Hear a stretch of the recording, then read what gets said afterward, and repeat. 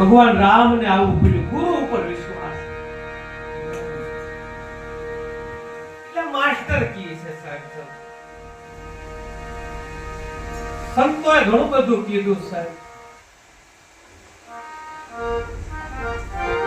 तुलसीदास कैसी संसार में 5 रत्न सार, सत्संग और हरि भजन. का सत्संग करो, का हरि नो भजन करो, का दया करवी कोक ઉપર, का दान करो अथवा का उपकार करो. 5 साधन सार.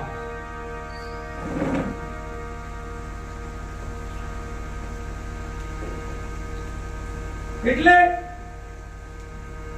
કાલે પણ કીધું તો પ્રાર્થના, નામ, આ બધું ઈશ્વરનો મોબાઈલ નંબર ડાયલ કરવો, ક્યારેક લાગી જાય.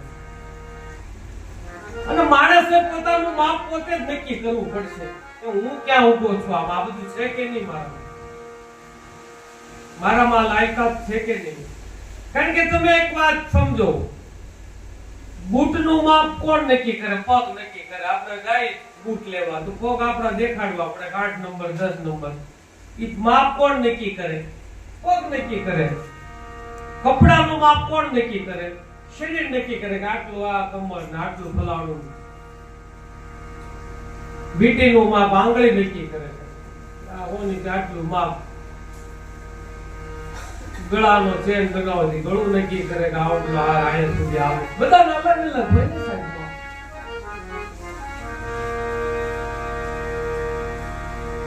બૂટનું માપ પગ નક્કી કરે, વીટીનું માપ આંગળી નક્કી કરે.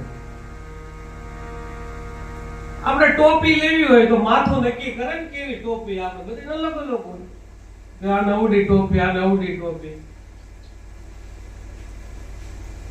એમ સાહેબ આપણે આપણું માપ નક્કી કરવું હોય આપણે જ કરી શકીએ. અરે બીજો કોઈ ન કરી શકે. તમે તમારું માપ તમે જ નક્કી કરી. હું ક્યાં ઊભો છું એ આપણે વિચારવાનું છે. આપણે નક્કી કરવાનું આ બધું માનામાં છે. કારણ કે સંતોએ તો કહી દીધું, સકલ પદાર્થ જગમાઈ, સકલ પદાર્થ જગમાઈ, પાવત નહીં નર ભાગ્ય વિના. ભાગ્ય વિના નર પામે નહીં. બધું પીડ્યું છે. સુદાસજી કહે છે સકલ પદાર્થ જગમાઈ, પાવત નહીં નર ભાગ્ય વિના. પીડ્યું છે તો બધું પીડ્યું છે, પણ ભાગ્યમાં હોય તો કથા સંભળાય, સત્સંગ થાય, કોઈનું દયામાં થાય, ઉપકાર કરી શકાય, નામ લઈ શકાય. અને સાહેબ ભાવી બહુ પ્રબળ છે. આ જેટલું થાય આ મનુષ્ય જીવન. ગઈકાલે પણ આપણે કથામાં લીધું હતું. સુનહું ભરત વશિષ્ઠજી કહેતો કે આ તમે ગુરુજી અહીંયા બેઠા હો, રામને આમ 14 વર્ષ વનમાં જવું પડે. ભરત પૂછે કે મારી હાજરી નહોતી, તમે ગુરુ તુલ્ય વશિષ્ઠાએ બેઠા છે, તમે ઠપકો ન આપ્યો કઈ કઈને? મારા પિતાજી દશરથને કહી નહોતા શકતા? તમે રામને તમે તો રોકી શકો, ગુરુ છો તમે. તમે કેમ કઈ કીધું નહીં? વશિષ્ઠને ભરતજી પ્રશ્ન કરે, રામચરિતમાનસ. સુનહું ભરત વશિષ્ઠજી 2 લીટીમાં. સાંભળ ભરત, ભાવિ પ્રબળ બિલખી હૈ. સુનહું ભરત, ભાવિ પ્રબળ બિલખી કહે મુનિનાથ. હું વશિષ્ઠને કહું છું, સાંભળ, ભાવિ બહુ પ્રબળ છે. કિસ્મત, નસીબ, તકદીર આ બહુ પ્રબળ છે. સબ વિધિ કે હાથ. બિલખી કહે મુનિનાથ. સુનહું ભરત, सब विधि के हाथ. हानि, यश, अपयश, जीवन, मरण सब विधि के. આ બધું તારા મારા હાથમાં નથી સાહેબ. યશ મળવો, અપયશ મળવો, હાનિ, લાભ, જીવન, મરણ એ તો બધું વિધાતાના હાથમાં છે. એ બધું મારા હાથમાં નથી. હું ના રોકી શકું રામને વનમાં જાતા. સુનહું ભરત, ભાવિ પ્રબળ બિલખી કહે મુનિનાથ. यश, अपयश, मान, अपमान, जीवन, मरण सब विधि क्या. તો બધું વિધાતાના લેખ છે સાહેબ. બધું એના હાથમાં. આપણે તો નિમિત્ત માત્ર બનવાનું છે. નિમિત્ત માત્ર ભવ સભ્ય સાથ. એટલે જેટલું નિમિત્ત બનીને કરાય, બાકી મેં કીધું આપણાથી શું થાય? બોલો વશીઠ જેવા જો હું કહેતા હોય તો હું ભરત. અને આ સાહેબ જીવન છે ને હું હોય શેરડીના હાઠા જેવું છે. શેરડી આપણે લાવ્યા ક્ષત્રિય અક્ષરનો વિસ્તાર, એમાં 9 નાગા અક્ષર બાદ કરીને હાલો, બાદથી 9 અક્ષર બાદ કરીને હાલો તો બેડો થઈ જાય પાર. ક્ષત્રિય અક્ષરનો આ બધો વિસ્તાર, નાગા અક્ષર 9 બાદ કરીને હાલો તો થઈ જાય બેડો પાર.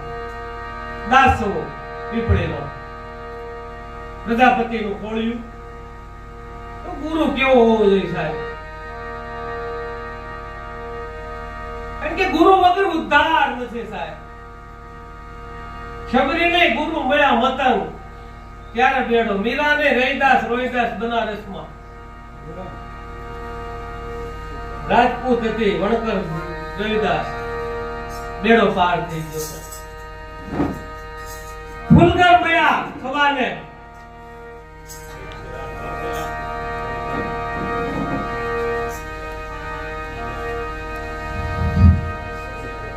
દાસ થવો.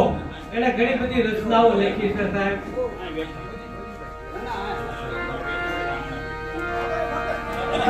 એક गुरुजी मिला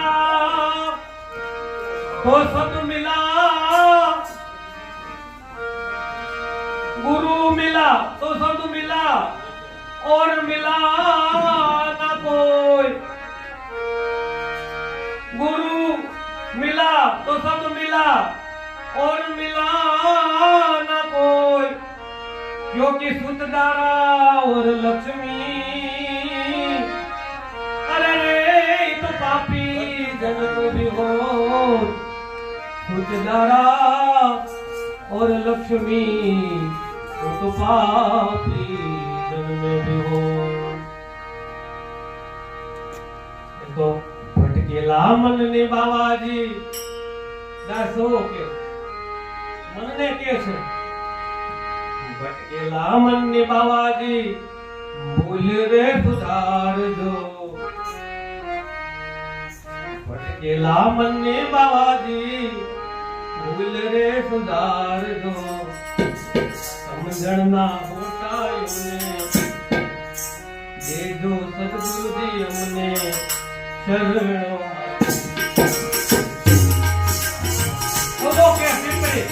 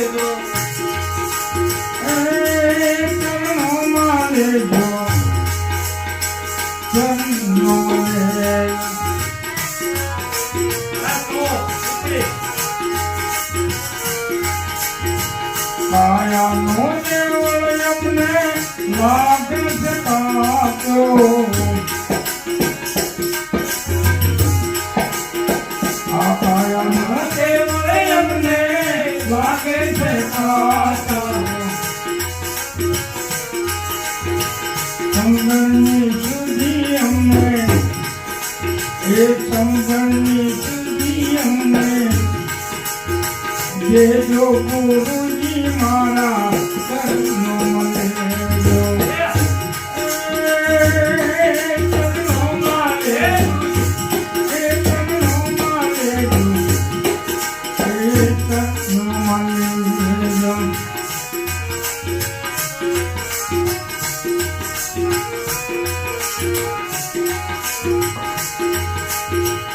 आवन जावन दी बावाजी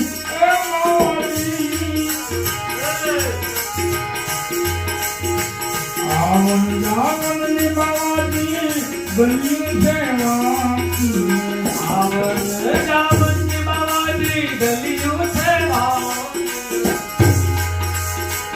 એ ઘર બતલાવી અમને એ ઘર બતલાવી અમને દેજો ગુરુજી મારા શરણમાં લેજો શરણમાં લેજો શરણમાં લેજો.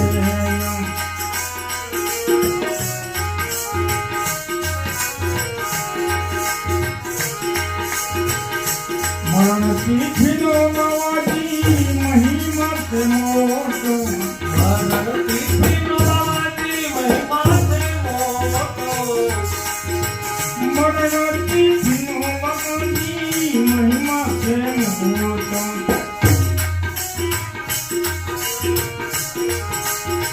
મરણ તિથિનો બાવાજી મહિમા છે મોટો.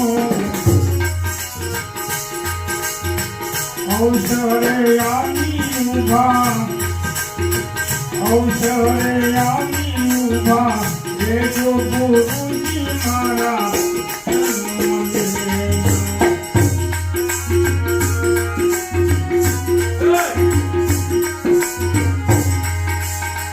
દાસો કે મારામાં સર્વે છે ખામી ઓ કહે છે બાલામાં સર્વે છે ખામી. અવગુણના જોજો તમે અવગુણના જોજો તમે અંતર નાની અમને શરણમાં લેજો. ભટકેલા મનને બાવાજી એ બાવાજી ભટકેલા મનને બાવાજી ભૂલને સુધારજો. સમરણના જોતા અમને સમરણના જોતા અમને દેજો ગુરુજી મારા શરણોમાં શરણોમાં શરણોમાં શરણોમાં લેજો. સવો ગામ કે વાત કરી. માણસના જીવનને સ્પર્શતા અનેક મુદ્દાઓ આપણે ટૂંકમાં જોયા. જે જીવનમાં કામ આવે બાપ. મનુષ્ય જીવન છે બાપ. ભક્તિ માર્ગની વાત કરી, જપ યજ્ઞની વાત કરી, નવધા ભક્તિની વાત કરી, દાન તપની વાત કરી, આત્મ નિવેદનમ છેલ્લું પાસું એની પણ વાત કરી છે. નવધા ભક્તિ આ બધું સાહેબ શિવપુરાણમાંથી સાર લઈને વાતો કરવામાં આવી છે. शिवपुराण का उद्देश्य यही है कि मनुष्य आ બધા તત્વો સુધી પહોંચે, ભક્તિ માર્ગમાં પ્રવેશ થાય. ભક્તિ ફૂલ જેવી છે થાય. ફૂલનો ભાર ન હોય, હળવું હોય. ભક્તિ આવી છે, હાવ સરળ છે. પડદા હટા દુઈકા કાલ નહોતી વાત. હાવ ફૂલ જેવી ભક્તિ છે. પણ એ ફૂલ પાછું સવારે ખીલેલું હોય. એકનાથ જેવા મહારાષ્ટ્રના સંત પ્રબુદ્ધ સંત ફૂલને જોવો ને આમ જો સવારે ખીલેલું ફૂલ સાંજે સાહેબ ફરમાઈ જાય પગમાં આવે. અરે આ જીવને આવું છે. સવારે ખીલેલું પુષ્પ સાંજે ફરમાય. ફૂલ ઘણું શીખવાડે. ફૂલ ભક્તિ જેવી હોવું જોઈએ. ફૂલ જેવી ભક્તિ.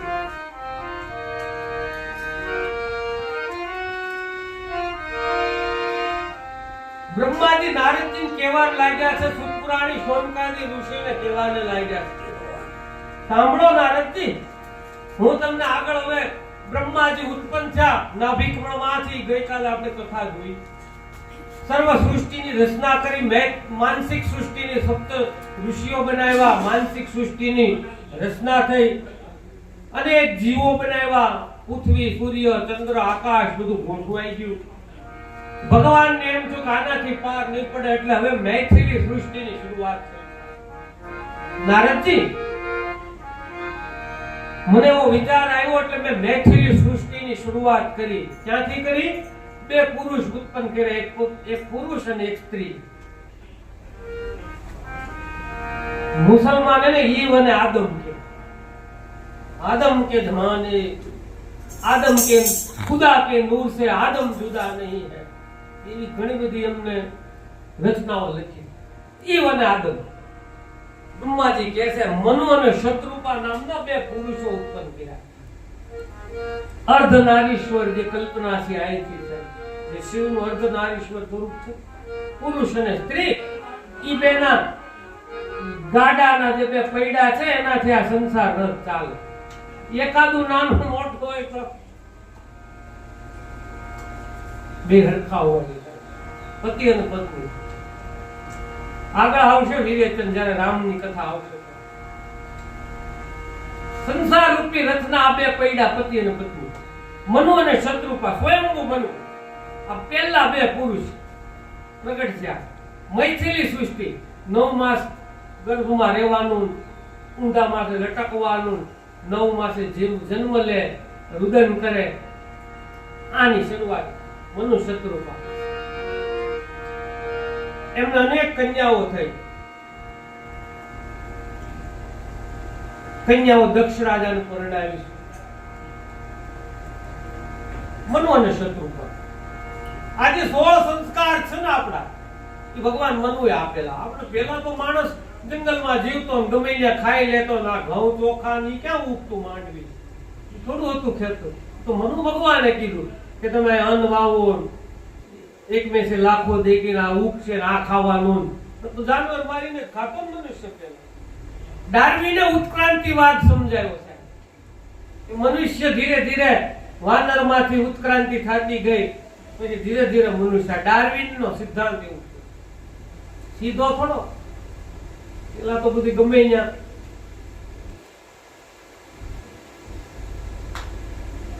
સિદ્ધાંતો શીખવાડે છે. બધું ગુરુત્વાકર્ષણનો જે નિયમ શોધાણો.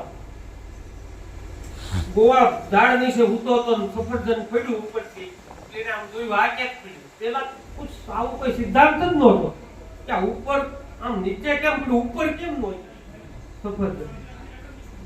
દેખો એને વિચાર આવ્યો કે આ સફરજન નીચે જ કેમ પડ્યું, ઉપર કેમ ન હોય. એટલે ઘણું બધું કોવાળ હતો, ઝાડ નીચે ભેંસ ચારતો તો ઉતો હતો, એમાં સફરજન પડ્યું માત્ર.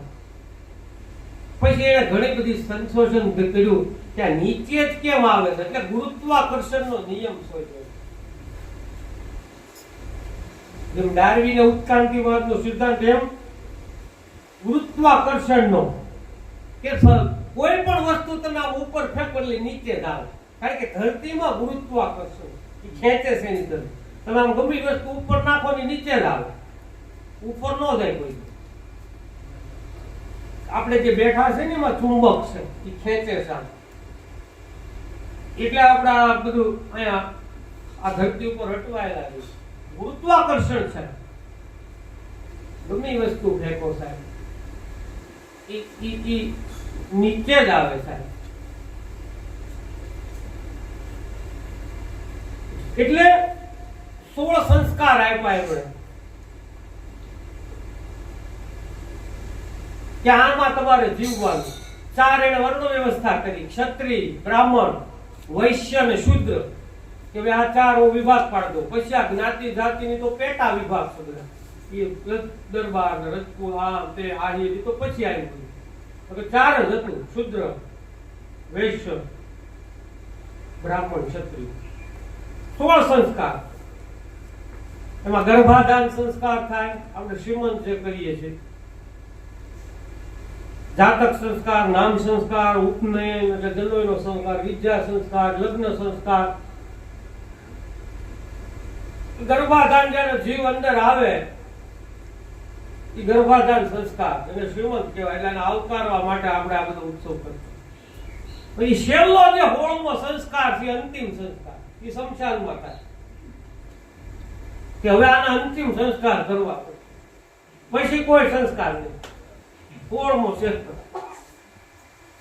લાકડા ભેગવા બાળી દે, લાકડા રાખ કરી બધી. ચલો અંતિમ સંસ્કાર. આ 16 સંસ્કાર ભગવાન મનુએ આપ્યા.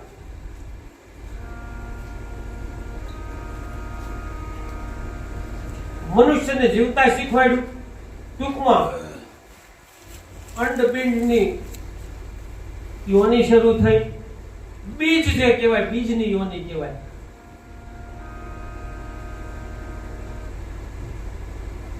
ઈ શરૂ થયું. અનેક કન્યાઓ એને જન્મી. દક્ષ કન્યાઓનું વર્ણન કરવામાં આવ્યું શિવ પુરાણમાં આગળ કે આ કન્યા આ છે, આને પરણી, આ કન્યા આને પરણી, આ કન્યા આયા પરણી. સ્વયંભૂ મનુ શત્રુપાની કન્યા, દક્ષને એક કન્યા પરણાવવામાં આવી. આ બધાનું વર્ણન કરવામાં આવ્યું છે. 4 વર્ણ વ્યવસ્થા બનાવી, 16 સંસ્કાર આપ્યા. ભગવાન મનુએ બધું આપણને શીખવાડ્યું. એટલે આપણા આદિદેવ એને આપણે ગણીએ ભગવાન મનુથી માનવી. એટલે આપણે માનવી એટલે કે મનુથી આપણે બધું જીવતા શીખ્યા. એટલે મનુથી માનવી, ઇતિ માનવી. મનુ અને શત્રુપાથી આ સૃષ્ટિની શરૂઆત. આગળ યજ્ઞદેવ કુમારે ઘણી બધી તપસ્યાઓ કરી અને કુબેરનું પદ પ્રાપ્ત થયું. કુબેર ઈ વિશ્રસવાનો દીકરો એટલે રાવણનો ભાઈ હતો. વિશ્રસવાનો દીકરો રાવણ, એનો એક બીજો ભાઈ એટલે કુબેર. પેલા એને તપસ્યા કરી, એનું નામ યજ્ઞદેવ કુમાર હતું.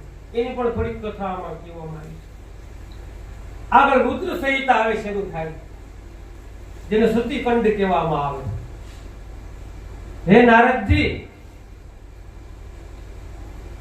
આગળ કેવી રીતના દક્ષ યજ્ઞ છો, સતી કેવી રીતના એમાં આત્મવિલોપન કર્યું, કેવી રીતના શિવના ગણોએ તાંડવ મચાવ્યું, પાર્વતીનો જન્મ કેવી રીતના થયો, શિવ વિવાહ કેવી રીતના થયા, એ બધી કથાઓ હું તને ટૂંકમાં કહેવા દઈ રહ્યો છું. નારદજી કે મને આ બધી કથાઓ વિધિપૂર્વક સંભળાવો. ખુદ પુરાણે કહેવા લાગ્યા સોનકાદી ઋષિઓને.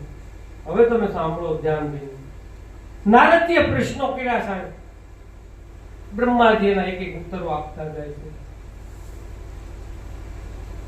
શિવના પ્રથમ લગ્ન કોની સાથે થયા? નારદજી પૂછે.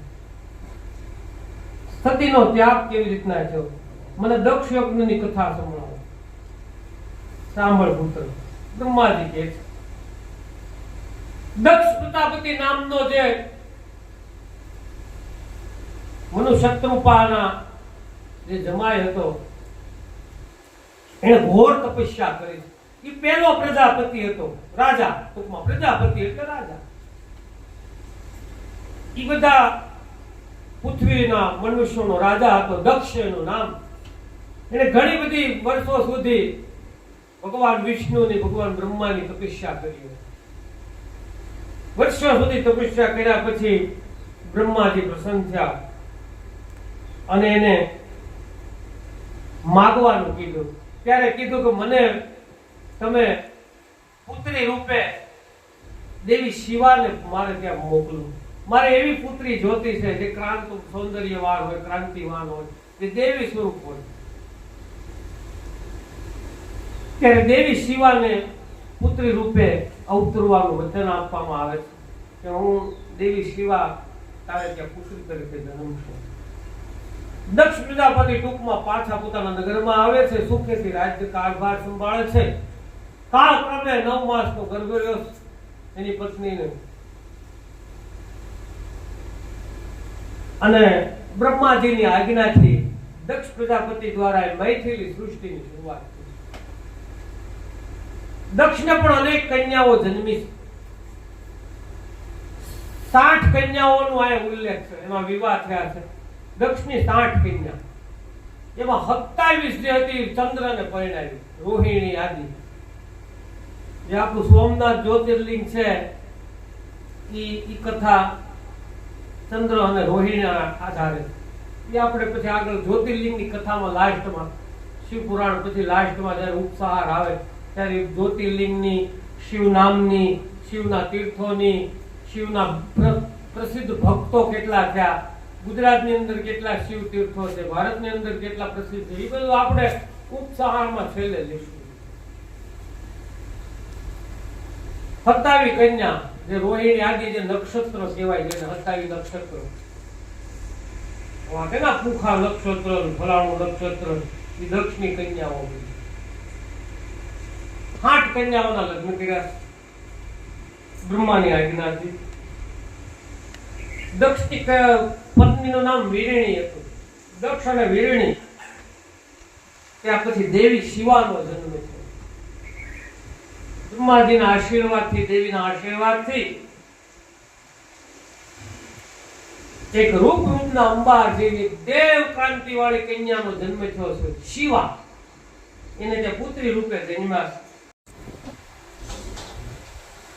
શિવ દ્વારા આગળ પછી હવે સતીને આત્મજ્ઞાનની બધી વાતો સમજાવીને રામ લક્ષ્મણની વાત સમજાવવા લાગ્યા કે દેવી હવે હું તમને ધીરે ધીરે, સતી પ્રશ્ન કરે છે કે આ તમે આ કોનું નામ લીધા કરો આપણને? હવે એક દી નારદજી કથા તો હવારે કરે કે આખો દિવસ પછી સત્સંગ ન કરતા ને પછી એના કામ કરતા. એક દી નારદજી આવ્યા. નારાયણ નારાયણ નારદજી રસોડામાં જઈ શકતા ને સીધા. શિવજી ક્યાંય બેઠા નથી, સીધા ગયા. હે દેવી, આમ તમારું બધું બરોબર હાલે ને? આપણે રેડી હોય કે શિવ જેવો પોતી હોય કે મને પૂછ્યા વગર પાણી નો પીવે. શિવ બધું મને પૂછીને શું વાત કરો? બધું ન પૂછતા હોય કે ના પૂછ્યા વગર કઈ ન એવું બધું કે તમને બધું મને કે તો આ એને પૂછ. તમને ઓલી તો ખબર જ છે ને તો કે હા ગળામાં ખોલી પોપડીઓની માળા પહેરા, રૂંઢ માળા. ઈ હું કામ કરે? ઈ કોની? ઈ નથી કીધું કે ઈ નો કે કે તમને ઈ કે કાઈ નહીં તો પહેરતા છે દાવા જેમ કરીને દાણો મૂકીને દાણ નથી થઈ તો તે ઘૂમરે સડી. આ માળા તો પહેરે હો આ પોપડી બધી.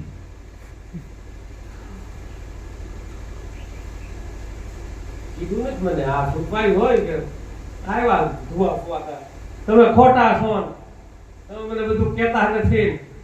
પણ કે થયું હું આ તમે બધું ઘણું છુપાવો છો, તમારો ભરોસો ન કરાય. પુરુષ આવા જ હોય.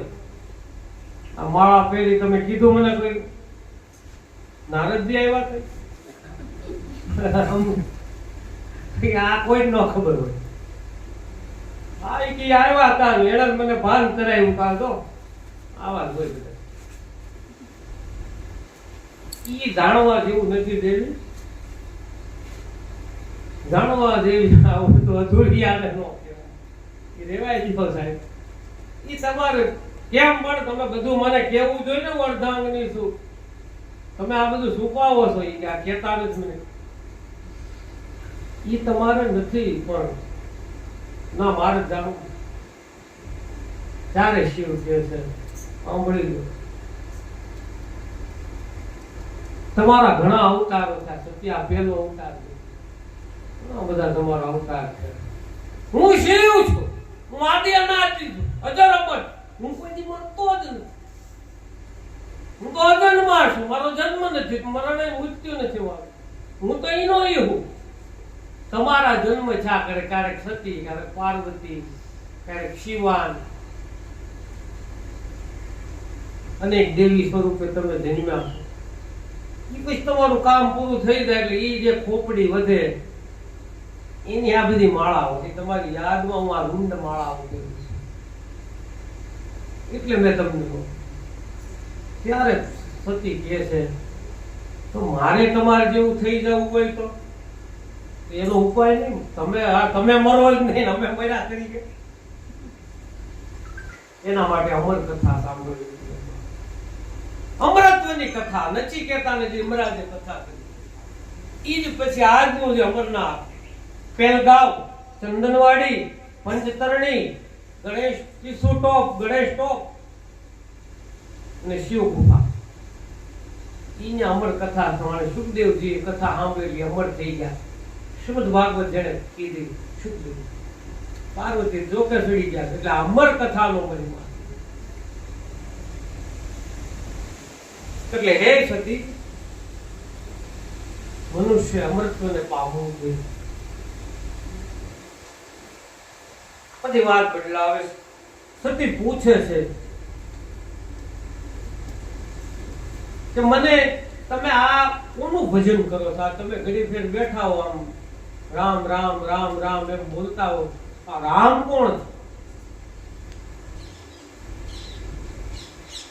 અને એ તમારાથી મોટું વળી દેવ કોણ આ ધરતી પર?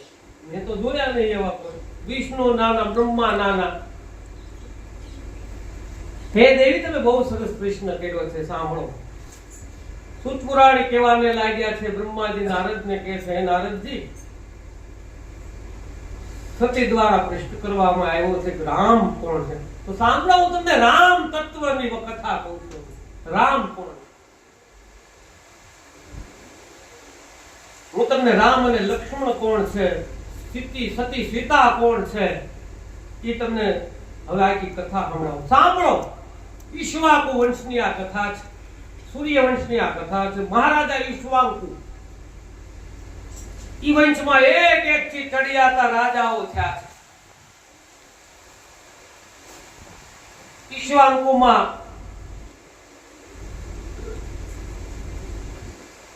હરિશ્ચંદ્ર જેવા મહાન પરાક્રમી રાજાઓ છે જે સત્ય માટે વેચાઈ ગયા. આગળ જતા રાજા સગર થયા છે. મહારાજા સગરના 60,000 પુત્રો હતા. કથા બહુ લાંબી છે, ગંગા અવતરણ ની આગળ એ કથામાં આવશે. ગંગા અવતરણ કરવાની વાત એ 60,000 પુત્રોને કપિલ ઋષિની આંખમાંથી એના તાપથી બળી ગયા અને એના હાડકા ગંગાસાગર આજનું જે કલકત્તાથી આગળ 60 કિલોમીટર જ્યાં ગંગાજી અને સમુદ્રનો સંગમ છે ત્યાં એ અસ્થિ એના પીડ્યા છે. ઋષિઓનો ઉપાય પૂછો મારા પુત્રોનો ઉદ્ધાર, તો કે કપિલ ઋષિ જ્યાં તપસ્યા કરે છે ત્યાં જો ગંગા જાય ઈ અડે તો ઉદ્ધાર થાય. ઈક્ષ્વાકુ કુળમાં રાજા સગરે ઘણા પ્રયત્ન કર્યા પણ ગંગા ન ઉતરી. સાંભળો, એના કુળમાં આગળ મારા સતીએ જોયું દિવ્ય દ્રષ્ટિથી. રામ વિહવળ થઈને સીતાજીની શોધ કરે છે. હે સીતે, પર્ણને પૂછે છે, પાંદડાઓને પૂછે મારી સીતાને જોઈ, ઝાડવાઓને પૂછે છે, લતાઓને પૂછે મારી સીતાને જોઈ, આંસુઓ તારે મારી સીતા, વનકંદરાઓને પૂછે મારી સીતાને જોઈ, સમુદ્રને પૂછે, નદીઓને પૂછે મારી સીતાને જોઈ. વેવળ થયા ભગવાન રામ. સતી કે આવા ભગવાન ભગવાન થોડા એ રીતના રોવે. ભગવાન હોય તો કળમાં ન લઈ આવે નારીને નથી ગોતી શકતા એવા ભગવાન હોય છે. આવા ભગવાન તો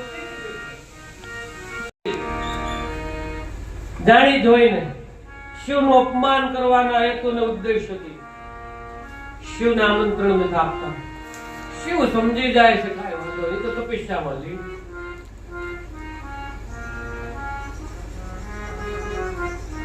સમય આવ્યો છે યજ્ઞનો, બધા દેવી દેવતાઓ નીકળે છે વિમાન.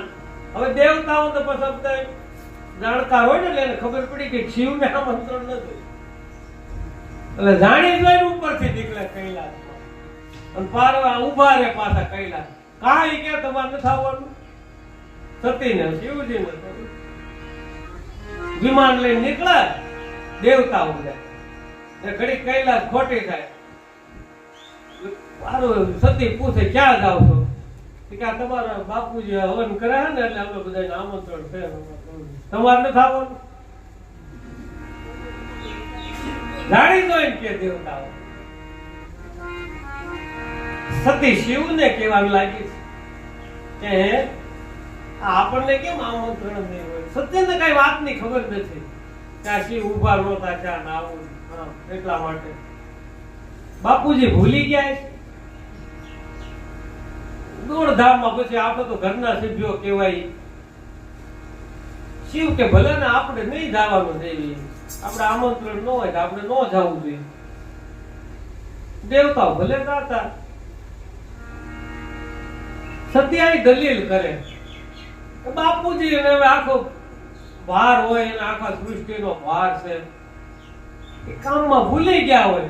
આપણે થોડું એવું રખાય અને અમુક જગ્યાએ આમંત્રણની જરૂર ન હોય. મિત્રના ઘરે કઈ પ્રસંગ હોય ને કદાચ મિત્ર ભૂલી જાય તો પહોંચી જવાનું હોય, એમાં કઈ આમંત્રણની જરૂર પડતી હોય. કોઈ ભાઈબંધ હોય આપણો ખાસ ભૂલી ગયો હોય ત્યાં કઈ એવું ન હોય કે મને કીધું ને ત્યાં કઈ કહેવાનું ન હોય. ગુરુના આંગણે કઈક આપણા ગુરુ આશ્રમમાં કથા હોય, જો ગુરુમુખી માણા હોય તો અહીંયા આપણે ત્યાં પ્રસંગ હોય ને કદાચ ન કીધું હોય, પત્રિકા ન મોકલી ખબર પડે તો ગુરુના મંદિરે આશ્રમે કઈ એવું ન હોય, પહોંચી જ જવાનું. મારા ગુરુને ત્યાં કથા છે, મારે જવું જોઈએ. ત્યાં કઈ આમંત્રણની જરૂર ન હોય આશ્રમમાં. હે, ગુરુના આશ્રમમાં એક આમંત્રણની જરૂર ન હોય, મિત્રના ઘરે આમંત્રણની જરૂર ન હોય, ભાઈના ઘરે પ્રસંગ હોય, ભાઈ કદાચ ભૂલી ગયો, ભાઈના ઘરે આપણે એમને આપણો ભાઈ છે, કાંઈ વાંધો નહીં. તો રામ સત્તા આવે, રામ રાજ્ય આવે. બાપ જો આવા ગુણો આત્મસાત થાય. ચોથું કે પિતાના ઘરે કઈક પ્રસંગ હોય તો ભૂલી ગયો હોય, દીકરા દીકરી જાવું આપણા બાપના ઘરે પ્રસંગ, એમાં કઈ આમંત્રણ, બાપના ઘરે થોડું આમંત્રણ હોય, જવાનું જ હોય ને. સતી દલીલ કરે કે 4 જગ્યાએ કઈ આમંત્રણ થોડું ભગવાન જરૂર હોય, મારો બાપુજીને ઘણું બધું કામ હોય, એને એમ હોય ને કે આ તો આપણે ઘરના કહેવાય, એને થોડા આમંત્રણ હોય, આવી જાય. શિવ હસવા લાગ્યા કે સતીને મારે કેમ સમજાવે, પણ એ કે આપણે જવાય નહીં તો એમ કે તમે બરોબર છે તમારી વાત, પિતાના ઘરે કે આમંત્રણની જરૂર ન હોય ન જવાય. પણ એ કે મારા બાપુજીના ઘરે મારી માને દુઃખ લાગે, હું ન જાઉં કેવું ખરે, મારી બધી બહેનો આવી હોય, મારી 8 બહેનો આવી હોય ને હું ન જાઉં, સારું ન લાગે. બધા જમાઈઓ આવ્યા હોય, આઢુભાઈ આવ્યા હોય, બધા હું ન જાઉં. તો કે એક કામ કરો દેવી, તમે જઈ આવો, હું નહીં આવું. સતી ઘડી દલીલ કરું, શિવ ના પાડે. તમારા બાપુજી છે તો તમારે જઈ આવવું જોઈએ, હું જમાઈ છું, મારે વગર આમંત્રણ ન જોઈએ. હું તને રજા આપું છું, તમે જાઓ. શિવને ખબર હતી કે આ માન્યા માનશે નહીં, બાળા વળશે નહીં, હવે જે થાવું હોય દાવાઈ ગયો. ટૂંકમાં સતી તૈયાર છે, ચાલો તો હવે નંદીને મોકલો, હું જાઉં. ધ્યાન રાખજો તમારું, હું ત્યાં બધું પૂરું કરી પાછી આવીશ ત્યારે. શિવ કે કાંઈ વાંધો નહીં દેવી, શિવને ખબર છે કે આખા પાસ આવવા. પતિની આજ્ઞા વિરુદ્ધ કોઈ કાર્યમાં થોડું થાય, એનો અનર્થ થાય છે. શિવ પુરાણ ટૂંકમાં સત્ય આવે છે. હવે સત્ય આવે છે, કોઈ નોંધ નથી લેતું. દક્ષ તો હામું નથી જોતું, પણ એની માં એને આવો બેટા દીકરા માં છે, આવી તું સારું કર્યું. શિવજી ક્યાં તો કે આવું હતું, શિવજી કામ હતું, બાનું જો ઊંચું રાખવા પિતાનો દીકરી બાના. અહીંયા હવે એને અનુષ્ઠાન હાલતું હતું ને એને પછી કઈ બહુ ઓલું ન હોય એટલે એ આવી શકે એમ નહોતા, એટલે હું અમારે હિમાલયમાં પર કઈ બાયડા નહીં, તાળા મરાય રેડું મુકાય,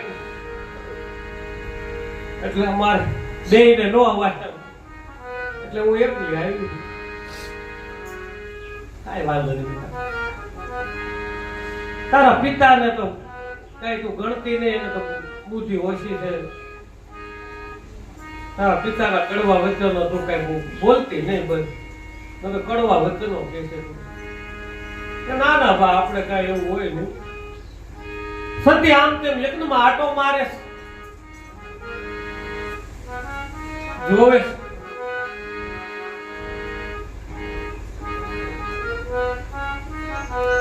સત્ય બધું જોવાના લાગ્યા. બધા દેવતાઓના સ્થાપન કરેલા, બ્રહ્માનું સ્થાપન, વિષ્ણુનું સ્થાપન, ઇન્દ્રનું સ્થાપન, વરુણનું સ્થાપન, ગણપતિનું સ્થાપન. આ ગણપતિ આદિ અનાદિઓ એવું નથી ત્યારે ગણપતિ હતા, આદિ અનાદિ ગુણનો દેવતા છે.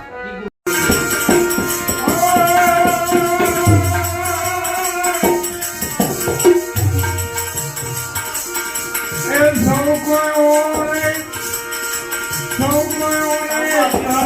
તમને મારા સતગુરુ અને હાથાજી હે ગુરુજી અને હાથાજી